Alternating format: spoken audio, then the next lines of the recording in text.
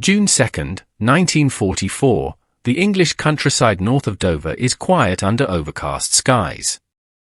Along narrow lanes between hedgerows, convoys of trucks appear to deliver what seem like tanks, artillery pieces, and fuel drums. At first glance, the fields around the villages of West Kingstown and Meopham look like staging grounds for an armoured division. Yet the sound of engines is irregular. The tanks have no exhaust, and when a gust of wind passes, one of the vehicles shudders slightly, its side panels flexing under air pressure. These are not tanks, but rubber and canvas shells inflated by hidden compressors. Each one weighs less than 70 kilograms. According to War Office maps, this region has been reclassified as part of the 1st U.S. Army Group, FUSAG, a formation supposedly commanded by General George S. Patton.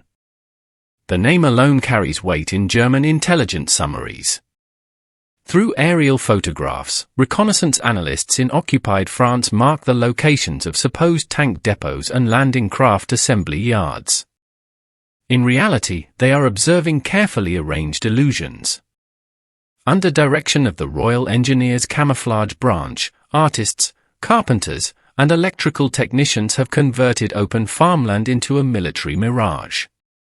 The plan has been in motion since late 1943. MI5 Section B1A and SHAEF deception planners, led by Colonel John Bevan, designed Operation Fortitude as part of a larger network called Bodyguard. The purpose is singular, to convince the German High Command that the Allied invasion will strike not in Normandy but in the Pas de Calais. Every element must appear authentic under Luftwaffe reconnaissance and radio interception. Inflatable Sherman tanks, plywood landing craft, and wooden fighter aircraft are positioned with geometric precision, each shadow aligned with the local sun angle recorded by the photographic reconnaissance unit. On a nearby airstrip, technicians wheel out dummy aircraft, Spitfires made from painted Hessian stretched over wooden frames. Oil drums filled with sand mark their refueling points. Even the tire tracks leading to them are created by dragging weighted chains through the grass. From above, the base appears active. Camera flashes from German reconnaissance planes flicker in the afternoon haze, capturing what the Allies intend them to see. Inside a requisition barn near Sevenoaks, a small group of radio operators begins transmitting under the call signs of non-existent regiments. They follow a detailed script that includes weather complaints, equipment requests, and casual banter. The messages are encrypted, intercepted, and relayed to German signal analysts who track call frequency and volume rather than content. The illusion deepens, each radio pattern reinforces the presence of a vast, organized army waiting to cross at Calais. Civilian witnesses in Kent are told nothing. They watch soldiers erecting tents and canvas hangars, but only a few ever realize that the vehicles deflate each night. Military police control the roads, photography is prohibited. Local farmers receive ration vouchers and are instructed to avoid the fields after dusk. Even livestock movements are regulated to maintain visual continuity for overhead reconnaissance. According to the UK National Archives Fortitude files, WO219 series, over 300 dummy vehicles and 24 simulated landing craft were deployed across southeastern England by late May. Engineers documented every placement using aerial mosaics to ensure consistent shadows. The effort required 1,200 personnel drawn from the Royal Engineers, the Pioneer Corps, and civilian film set designers from Pinewood Studios. By the end of that week, an entire Phantom Army stood ready. From the cliffs of Kent, observers could look across the channel and imagine battalions waiting to embark. To anyone studying reconnaissance photos in occupied France, the evidence seemed irrefutable. The Allies had built a vast invasion force opposite Calais. In truth, it was little more than air, canvas, and discipline, crafted to deceive a watching enemy whose analysts, hundreds of miles away, believed they were witnessing the prelude to history's largest amphibious assault.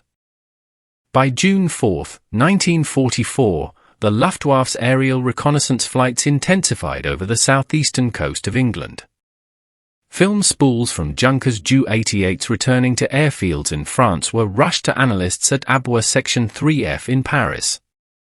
The prints showed a concentration of material and tented encampments far denser than in any other region of Britain. Interpreters outlined hundreds of tank silhouettes near Canterbury, marked clusters of LST landing craft models along the River Medway, and annotated airfields bristling with fighters. Each assessment carried the same conclusion: Calais remained the principal invasion objective. At MI5 Secret Communications Centre in London, British signal monitors listened to German decoding traffic in reverse. Reports sent from Paris to Berlin described extensive preparations by the 1st U.S. Army Group under General Patton. Those exact words had been scripted inside the Allied Deception Office months before. The Phantom Army's existence was now accepted at the highest levels of the German command chain. From Bletchley Park, decrypted Enigma intercepts, code-named Ultra, confirmed the effect. Messages between the Oberkommando der Wehrmacht and the 15th Army in northern France referred repeatedly to Fusag concentrations opposite Pas-de-Calais. Colonel Bevan's staff read them in near disbelief. The fiction had not only been believed, it had become a cornerstone of German defensive planning. The deception relied on constant, observable consistency. At RAF Medmenham, photo interpreters directed field units to move dummy tanks periodically, rotating them 20 to 30 degrees every 2 days to mimic operational readiness. Engineers created wear marks by dragging chains through mud. Fuel drums were replaced with filled water barrels to alter light reflection. On paper, the deception files list these as minor positional variances, but their purpose was to simulate the restlessness of a real army. In Dover Harbour, dock cranes swung over empty pontoons covered with painted canvas, appearing from the air like amphibious landing craft lined for embarkation. The Ministry of Supply's Special Effects section maintained logs for each model, noting time of inflation, orientation, and camouflage tone. Their attention to minute detail meant that even seasoned Luftwaffe analysts failed to detect the absence of engine tracks leading to the water. Patrols from the Royal Corps of Signals sustained the illusion through radio discipline. Operators transmitted in controlled intervals, ensuring that frequency density matched the expected volume of a full corps in training. The Germans' Y service, which specialized in signal direction finding, triangulated these transmissions and charted them as stationary formations. Each false battalion had a voice, a pattern, and a measurable presence in the electromagnetic spectrum. In the offices of OKW in Berlin, map clerks placed transparent overlays showing Allied forces arrayed opposite Calais. General Alfred Jodl briefed Hitler using these same maps. The Führer remained convinced that any landings in Normandy, if they occurred, would serve only as diversions before the decisive blow at the Strait of Dover. The deception's success depended on reinforcing that bias without deviation. Meanwhile, in southern England, actual invasion forces for Operation Neptune gathered under strict secrecy. Real tanks were hidden under netting near Portsmouth, their steel hulls invisible beneath Hessian strips coated in mud. Soldiers bound for Normandy were forbidden to send letters home. The contrast between the real and the fake grew sharper with each passing day. The dummy army existed only to delay the German response long enough for the real one to cross the Channel unnoticed. By June 5, the night before D-Day, the Fortitude installations were fully active. Searchlights swept across the inflatable vehicles as if guarding them. Motorcycles roared through empty depots to simulate activity. From 5,000 meters up, German cameras caught movement and light, the very proof Berlin demanded. Beneath that illusion, British officers folded their maps and waited for a coded signal that would change the war's geography within hours. By June 7, 1944, the day after the Normandy landings, the German High Command still believed the main assault had not yet begun. Reports from Army Group B described limited enemy landings along the Cotentin Peninsula and near Caen. Intelligence officers at the Oberkommando der Wehrmacht concluded these were diversionary probes. Their reasoning rested on a foundation of data that Fortitude's architects had meticulously manufactured. Decrypted ultra signals from Bletchley Park later revealed the extent of the deception. On June 9, Field Marshal Gerd von Rundstedt informed Berlin that large enemy forces, estimated 10 divisions strong, remain in Kent opposite Calais. The message cited photographic evidence, rows of tanks, fuel dumps, and landing craft, none of which existed. Another intercept from the 15th Army Command near Saint-Omer noted that reconnaissance over Normandy showed no substantial follow-up shipping. The conclusion, the real invasion would come later, across the narrowest part of the channel. The data trail was deliberate. Fortitude planners maintained constant radio and visual traffic for more than 2 weeks after D-Day. Each false division continued to report in with precise call patterns. At Bletchley, analysts monitored the effect, German troop redeployments northward, trains rerouted to Pas-de-Calais, and orders delaying movement of panzer divisions toward Normandy. According to SHAF operational summaries, 7 armored divisions and 19 infantry divisions remained pinned in reserve until July 2. The numbers define the deception's impact. German aerial reconnaissance conducted 150 sorties over southeast England during May and June 1944. Not one identified the Fusag installations as false. The Luftwaffe's report of June 18 still listed significant concentrations of landing craft near the Thames estuary. The illusion endured because it was self-consistent. Every visual cue, every radio signature, every false administrative signal matched what the Germans already expected to see. Captured German officers later confirmed this alignment of perception and deception. At the Combined Services Detailed Interrogation Center, CSDIC, Major General Hans Speidel, Chief of Staff to Rommel, stated that all preparations pointed unmistakably to a Calais assault. Colonel Helmuth Meyer of the 15th Army Intelligence Section testified that their map overlays showed 24 divisions opposite Calais, under Patton's command. When Allied interrogators revealed that Fusag had never existed, Meyer reportedly paused before replying, "Then our air photographs lied as well." In the postwar assessment compiled by the British Joint Intelligence Committee in 1947, the analysts measured Fortitude's effect in time and tonnage. The delay of German reinforcements to Normandy, estimated between 7 and 14 days, prevented immediate counterattack at the beachheads. Each day allowed 20,000 Allied troops and 3,000 vehicles to disembark safely. The deception thus shielded the initial landings behind a wall of misinformation.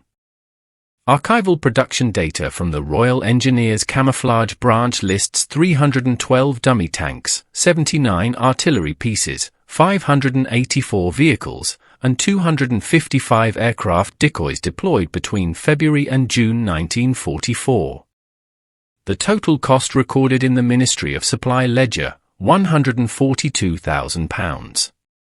By contrast, German construction in the Pas-de-Calais sector exceeded £200 million in fortifications under the Atlantic Wall budget.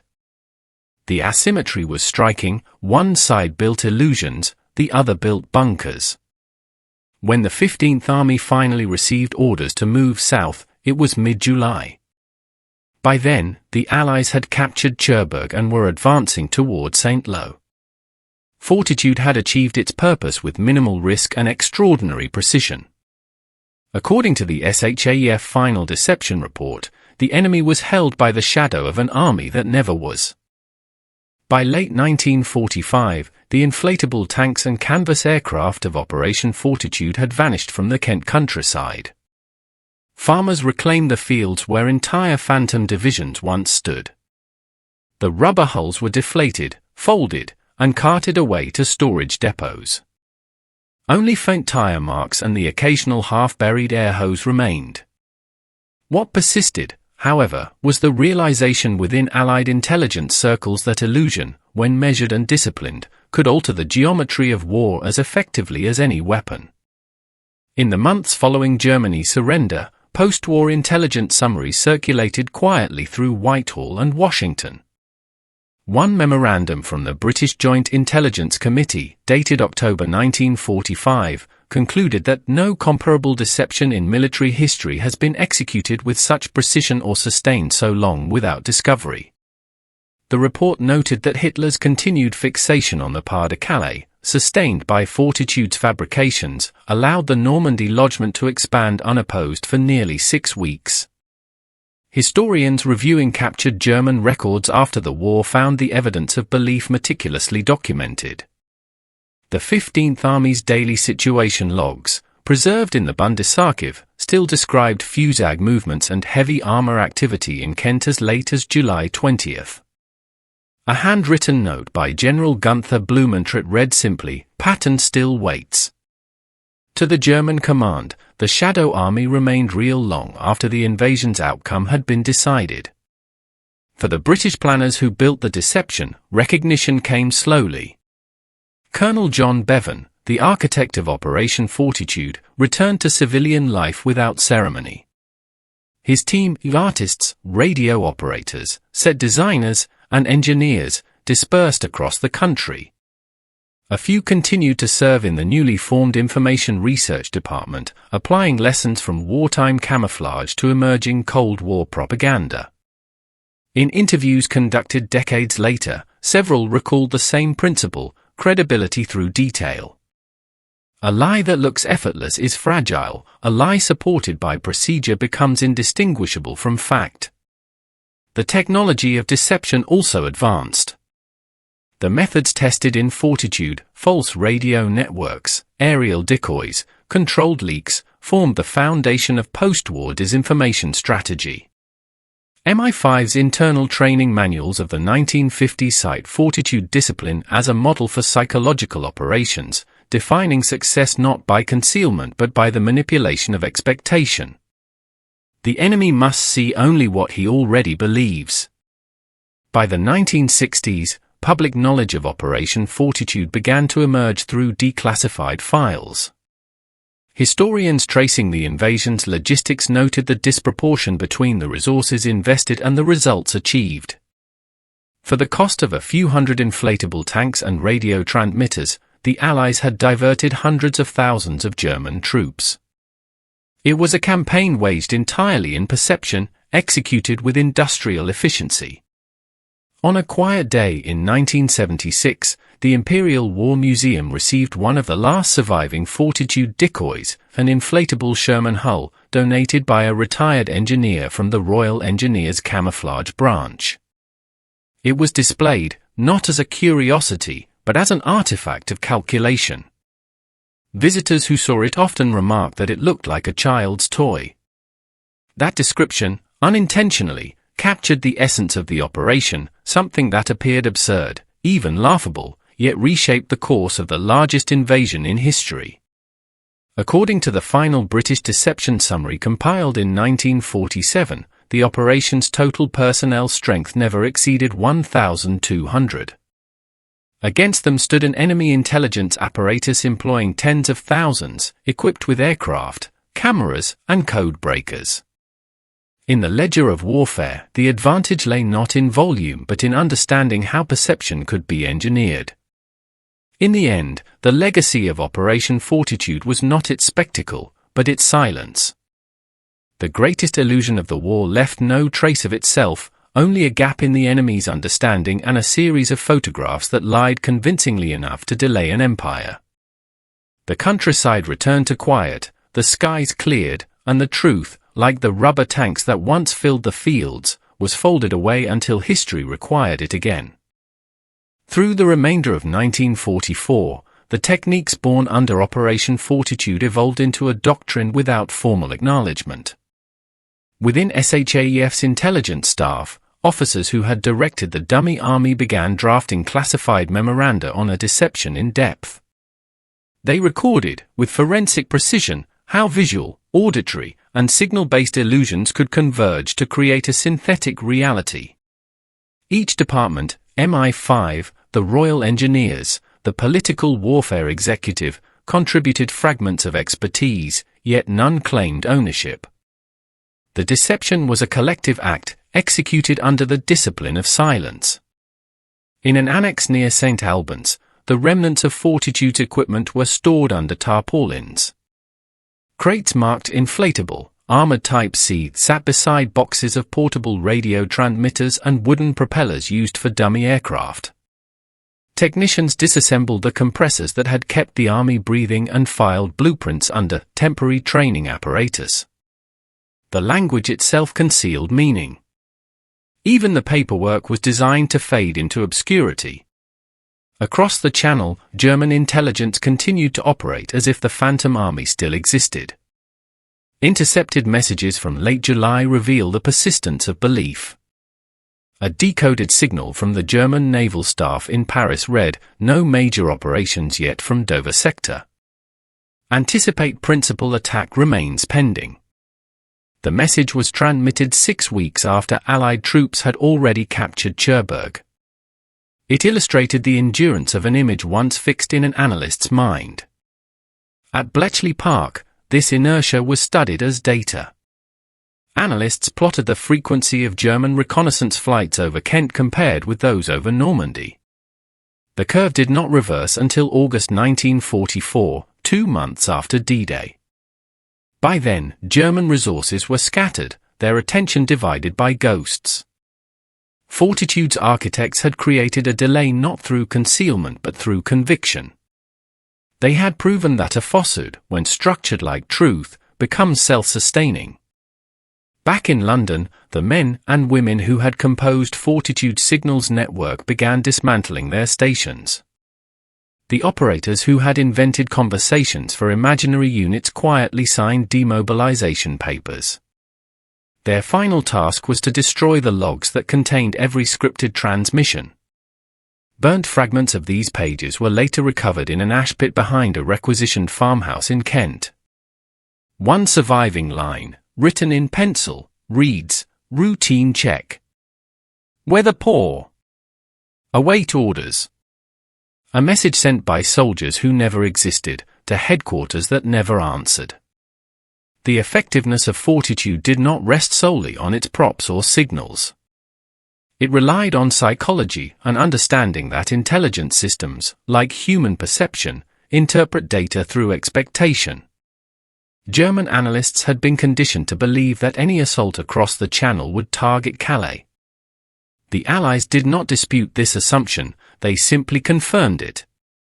Every photograph, every intercepted radio message, every rumor that reached neutral embassies in Stockholm or Madrid reinforced what Berlin already believed. In post-war seminars at the British Army Staff College, lecturers later defined Fortitude as an operation that weaponized plausibility. Deception did not require perfection, only alignment with pre-existing logic. When the information chain is coherent, disbelief finds no purchase. By 1946, fragments of the operation began entering instructional curricula for intelligence officers. The lessons were concise: map enemy biases, replicate authenticity, maintain consistency. These 3 principles became the cornerstone of Cold War deception exercises, from false radar signals in the North Sea to dummy missile silos during the early atomic era. For those who had watched the inflatable tanks rise each morning in the fields of Kent, the knowledge carried a certain gravity. They had seen how images, once believed, could immobilize armies. Their work had left no monuments, no citations for valor, no battlefield memorials. Yet the quiet fields where their illusions once stood remained part of the invisible geography of victory, an unmarked frontier where reality itself had been engineered, tested, and found reliable. By the early 1950s, the legacy of Operation Fortitude had become institutional memory. Few outside the classified circles of London or Washington understood that the modern era of intelligence warfare had begun not with a weapon, but with a lie carried by air. The camouflage units of the Royal Engineers were disbanded, yet their methods survived within a newly formalized doctrine: strategic deception operations.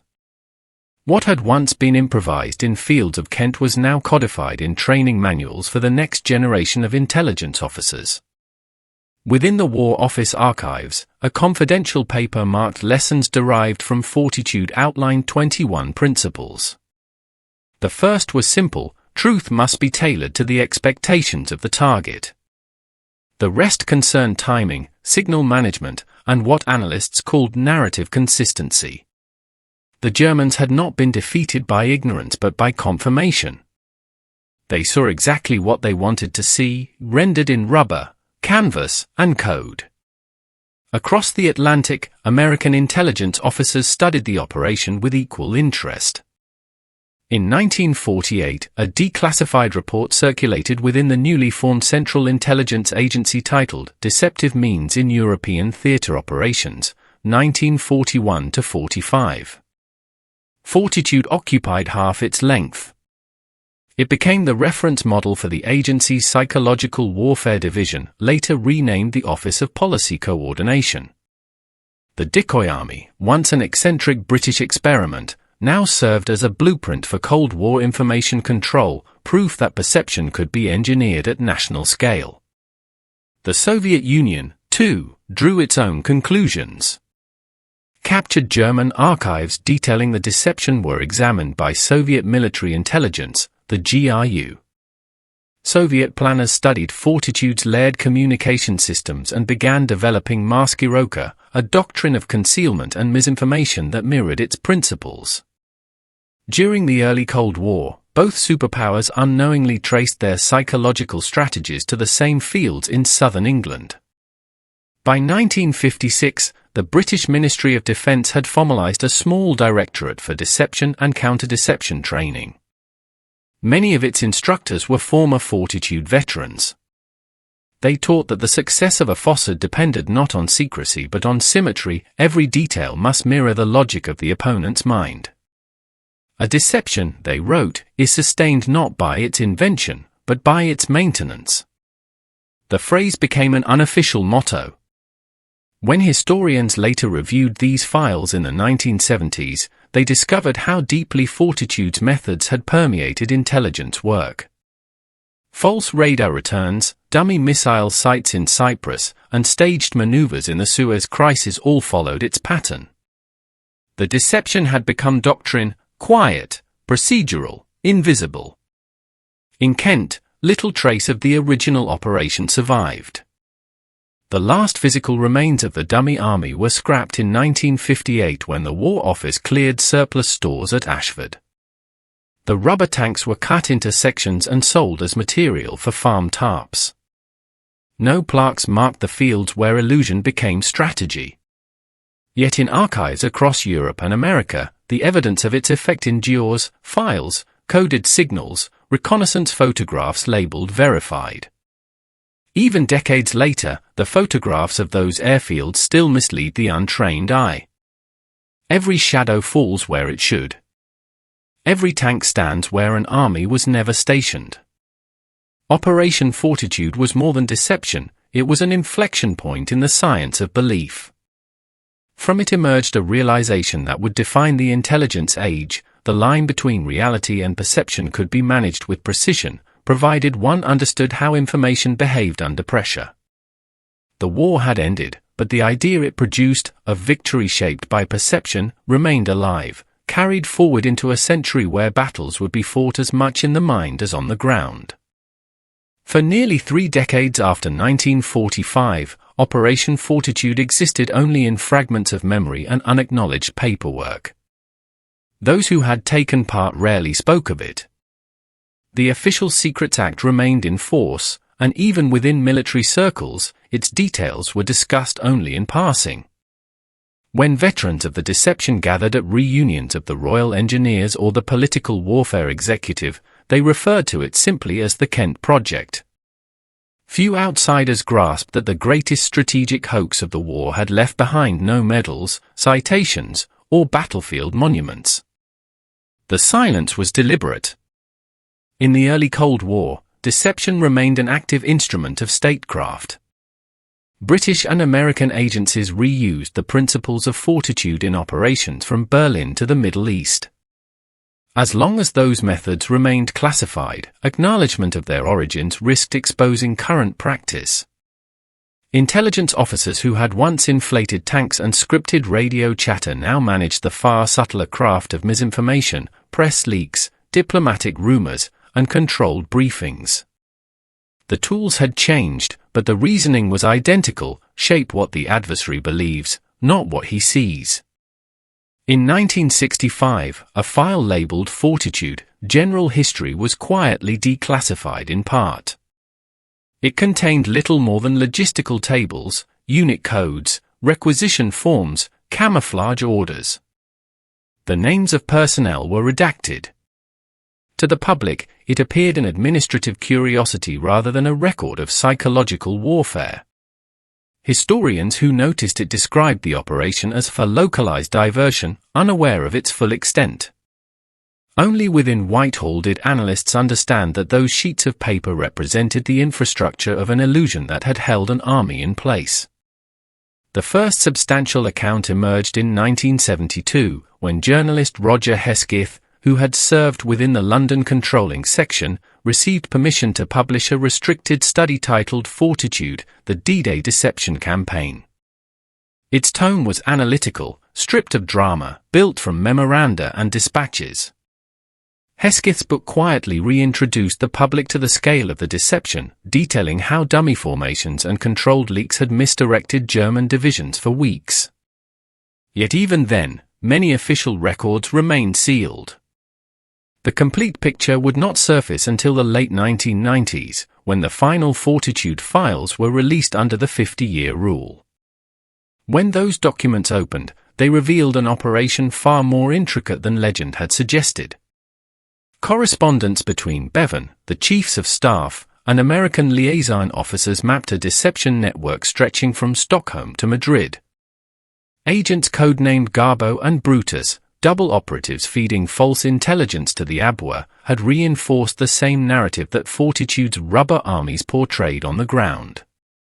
Every photograph, every message, every rumor was part of a single architecture designed to confirm itself.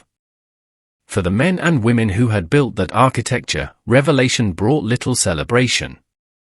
Many had long since died, others regarded publicity as distasteful. In interviews recorded at the Imperial War Museum in the late 1970s, surviving members spoke briefly, almost clinically, about their work. One former radio operator described it as an exercise in tone, how to sound ordinary. Another recalled inflating tanks at dawn and deflating them before dusk, adding, "We never saw ourselves as actors. It was all just procedure." The understatement defined the operation's character. Fortitude's triumph lay precisely in its invisibility. The absence of recognition was proof of its success. The fewer who knew of it, the longer its methods endured unexamined. By the time the archives were complete, historians began to reinterpret D-Day itself through the lens of deception. What had once been a story of amphibious courage now appeared equally a story of intellectual precision, a war won not just by force, but by the mastery of appearance. The fields of Kent remain quiet today. Modern roads cut across the old assembly sites, and no signs mark where the first U.S. Army group once stood. Yet beneath those fields lies a record of the invisible war, the moment when reality bent to human design and stayed that way, long enough for history to change course. At dawn, the Kent landscape returns to what it has always been, quiet farmland patterned by hedgerows and mist. The fields that once held the ghosts of an army now yield barley and grazing cattle. The roads once patrolled by military police lead to villages where few remember the summer of 1944. Yet for those who studied the records, the ground remains significant. It was here, not in the thunder of artillery, that the balance of the Second World War tilted, through the deliberate shaping of what an enemy chose to believe. The post-war decades brought new kinds of conflict, and with them, new uses for Fortitude's logic. During the Berlin blockade, the Suez Crisis, and the Cold War's shadow campaigns, deception was no longer a supplement to war but part of its foundation. Intelligence reports became instruments of influence. The ability to control narrative replaced the need for control of terrain. Behind this shift lay the same arithmetic tested in Kent, a pattern of credibility, repetition, and silence. When British intelligence analysts revisited the operation in 1979 for internal study, one remark from their summary captured its essence: the most successful deception is not one that is seen, but one that becomes memory. In that sense, Fortitude succeeded beyond its planners' expectations. The Germans remembered what they thought they had seen: Patton's phantom divisions massing in the southeast, and acted accordingly. History recorded the consequences, not the cause. Modern historians, reading through the declassified correspondence, often remark on the tone. There is no triumphalism, no romantic phrasing, only precision. The language is procedural: adjust dummy armor positions, increase radio density by 15%, maintain convoy illusion until further notice. Each line is stripped of emotion, yet each carries the weight of orchestration. It is the handwriting of a new kind of warfare, administrative, invisible, and devastatingly effective. For the surviving members of the operation, recognition came quietly. A handful received letters of commendation, none were decorated publicly. One of them, a technician named Arthur Chalmers, wrote in a private memoir that he had never seen a tank that could fold into a duffel bag, nor one that frightened an army more. His remark, almost offhand, summarized what official histories later confirmed: that deception, when executed with discipline, holds a force beyond ordnance. At the Imperial War Museum storage hangar in Lambeth, the surviving inflatable Sherman is still occasionally inflated for conservation checks. Its rubber surface, faded to a dull brown, rises with the same slow breath once used to fool reconnaissance pilots. Technicians measure its seams, note its air pressure, and deflate it again. The process takes less than an hour. When it lies flat on the floor, it seems absurd, until one recalls that entire divisions once paused because of it. The files in the UK National Archives now rest in orderly boxes labelled Fortitude North, Fortitude South, and Bodyguard. Each contains pages of operational traffic, marked with stamps that read "Top Secret." They tell a story without sentiment: how artists, engineers, and intelligence officers built a fiction strong enough to shape the enemy's truth. No embellishment is needed. The facts themselves are sufficient. Operation Fortitude did not change the nature of truth, but it revealed how truth could be managed. It showed that warfare could extend beyond steel and fire, into the invisible realm where belief dictates response. From its methods emerged the modern vocabulary of intelligence, perception management, disinformation, psychological operations. All trace back to the same rural fields, the same inflated shapes under the English sun. As the record ends, one observation remains consistent across every report and testimony: the deception worked because it was ordinary. Nothing in Fortitude appeared extraordinary to those who saw it. Its power lay in its plausibility, in the quiet confidence that nothing unusual was happening. In that calm, the greatest illusion of the war unfolded unnoticed, endured for weeks, and vanished without a trace. The war moved on. The world changed. But somewhere, between truth and imagination, the dummy army still stands, air and canvas suspended in memory, forever convincing to the eye that never looked twice.